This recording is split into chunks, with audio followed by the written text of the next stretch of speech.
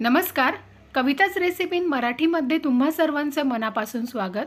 तर आज आपण बनवणार आहोत अगदी साध्या आणि सोप्या पद्धतीने घरच्या घरी रवाळ आणि सुवासिक साजूक तूप कसं बनवायचं ते. अजिबात मिक्सरचा वापर न करता, खूप जास्त भांडी न भरता अगदी साध्या आणि सोप्या पद्धतीमध्ये साजूक तूप कसं तयार करायचं ते या व्हिडिओमध्ये आज आपण पाहणार आहोत. तुम्ही इथे बघू शकता आपल्या तुपाचं टेक्स्चर मस्त रवाळ आलेलं आहे आणि तितकंच ते शुद्ध देखील आहे. तर अशाच पद्धतीचं साजूक तूप तुम्ही घरच्या घरी कसं बनवायचं ते आज मी भरपूर साऱ्या टिप्ससह तुमच्यासोबत हा व्हिडिओ शेअर केलेला आहे. चला तर व्हिडिओला सुरुवात करूया. तर इथे मी आठवडाभराची साय एका पातेल्यामध्ये साचवून ठेवलेली होती. तर ही साय कशी काढायची? रोज आपलं जे दूध येतं ते दूध तापवल्यानंतर थोडंसं रूम टेम्परेचरला आल्यानंतर आपण ते फ्रीजमध्ये ठेवायचं आहे आणि त्यानंतर 6 ते 7 तासाने दुधाला चांगली जाड साय येते. तर ती साय आता आपल्या एखाद्या भांड्यामध्ये रोज स्टोअर करून ठेवायची आहे आणि ही साय आपल्याला स्टोअर फ्रीजमध्येच करून ठेवायची आहे. वरती कुठेही स्टोअर करून ठेवू नका, नाहीतर साय लवकर खराब होऊ शकते. त्यामुळे रोज दुधावरची साय काढायची आणि एका भांड्यामध्ये ती फ्रीजमध्ये स्टोअर करून ठेवू शकता. जास्तीत जास्त 8 किंवा 10 दिवसांची साय तुम्ही इथे वापरू शकता.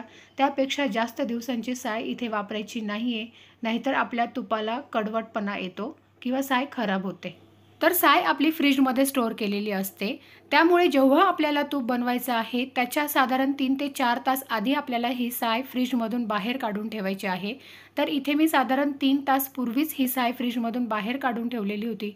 तुम्ही बघू शकता सुरुवातीला दाखवलं तेव्हा साय थोडी घट्ट होती. आता थोडीशी ती मेल्ट व्हायला लागलेली आहे. आता आपण ही साय एका पातेल्यामध्ये ट्रान्सफर करणार आहोत. तर शक्यतो घेताना पातेल्याचा साईज ही मोठी बघून घ्या, म्हणजे ज्यामुळे आपल्याला साय व्यवस्थित अशी फेटता येते. तर इथे मी मोठ्या आकाराचं आणि थोडंसं खोल असं पातेलं घेतलेलं आहे. तर ही सर्व साय आता आपण ह्या पातेल्यामध्ये काढून घेणार आहोत.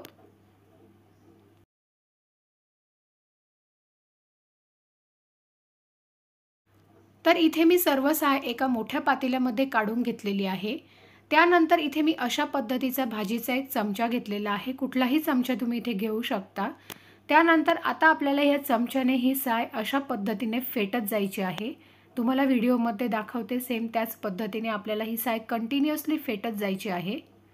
सुरुवातीला आपण जेव्हा साय फेटायला सुरुवात करतो तेव्हा ती थोडीशी पातळ होत जाते, मेल्ट होत जाते. पण जसजसं आपण तिला फेटत जाऊ तशी ती हलकीशी घट्टसर व्हायला सुरुवात होते. सर्वात महत्त्वाची टीप, जेव्हा आपण साय फेटतो किंवा पातेल्यामध्ये काढतो त्यामध्ये अजिबात आपल्याला पाणी वगैरे वापरायचं नाही आहे. पाणी न वापरताच आपल्याला ही फक्त साय फेटून घ्यायची आहे. तर हे पहा, साधारण 2 मिनिटातच ही साय हलकीशी घट्टसर व्हायला सुरुवात झालेली आहे. तुम्ही बघू शकता. अशा पद्धतीने जर व्यवस्थित अशी साय फेटून घेतली तर अगदी झटपटचं लोणी तयार होतं. साधारण 10 मिनिटं लागतात, त्यापेक्षा जास्त वेळ लागत नाही.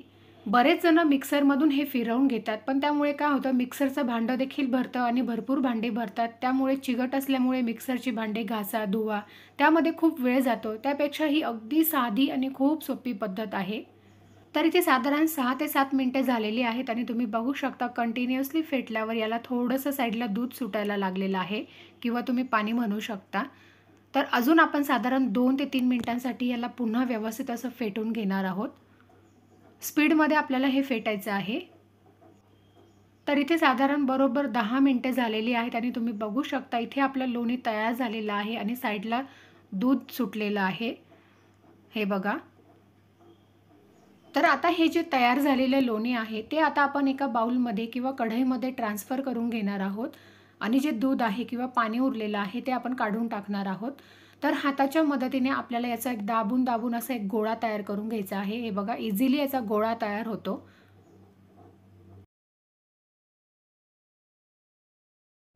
व्यवस्थित असं दाबून दाबून याचा गोळा आपण काढून घेणार आहोत आणि उरलेलं दूध आपल्याला टाकून द्यायचं आहे.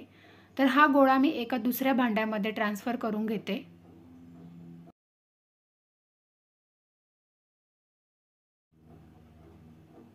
उरलेलं काही असेल थोडंफार लोणी ते देखील आपण काढून घेणार आहोत त्यामधून. आता यामध्ये आपल्याला स्वच्छ थंड असं फ्रीजमधलं साधारण एखाद्या तांब्या पाणी घालायचं आहे आणि हे लोणी स्वच्छ असं पाण्याने आपल्याला धुवून घ्यायचं आहे, जेणेकरून आपल्या तुपाला वास लागणार नाही किंवा तुपाचा वास येणार नाही. तर अशा पद्धतीने साधारण तुम्ही 2 ते 3 वेळेस हे लोणी स्वच्छ पाण्यामध्ये धुवून घेऊ शकता आणि त्यानंतर आपल्याला तूप तयार करायचं आहे. हे धुण्यासाठी आपण जे पाणी वापरायचं आहे ते पाणी साधारण आपल्याला 1 तास फ्रीजमध्ये ठेवायचं आहे आणि गार पाण्याने आपण हे लोणी व्यवस्थित असं धुवून घेणार आहोत। तर इथे माझी साय कमीच दिवसांची होती, आठवडाभराचीच होती, त्यामुळे मी फक्त एकाच पाण्याने ही लोणी धुवून घेतलेली आहे। तुम्हाला जर अजून 2 ते 3 पाण्याने धुवायची असेल तरी तुम्ही धुवून घेऊ शकता। त्यानंतर आता आपण हे एका मोठ्या कढईमध्ये काढून घेणार आहोत। तर इथे मी एक मोठी ॲल्युमिनियमची कढई घेतलेली आहे, त्यामध्ये आता आपण ही लोणी काढून घेऊ। तर इथे आपली सायपासून झटपट अशी लोणी तयार झालेली आहे। आता तूप कसं काढायचं ते पाहू। तर तूप बनवण्यासाठी तीच कढई मी गॅसवर गरम करायला ठेवलेली आहे। तुम्ही इथे बघू शकता हळूहळू जे लोणी आहे ते मेल्ट व्हायला सुरुवात झालेली आहे। सतत हलवत आपल्याला चमच्याच्या मदतीने व्यवस्थित असं मीडियम फ्लेमवर हे छान असं याचं तूप तयार करून घ्यायचं आहे। तर इथे साधारण 3 ते 4 मिनिटं झालेली आहेत आणि तुम्ही बघू शकता अशा पद्धतीने आपल्याला सतत हलवत राहायचं आहे, जेणेकरून तूप खाली तळाला लागणार नाही। तर आज मी तुम्हाला जी पद्धत दाखवली आहे त्या पद्धतीने तुम्ही देखील घरी अशा पद्धतीने तूप काढून बघा, अगदी झटपट होतं, अजिबात वेळ लागत नाही। तर हे पहा इथे साधारण 7 ते 8 मिनिटं झालेली आहेत। सतत आपल्याला हलवत राहायचं आहे। अजून आपण साधारण 5 मिनिटांसाठी हे उकळून घेणार आहोत।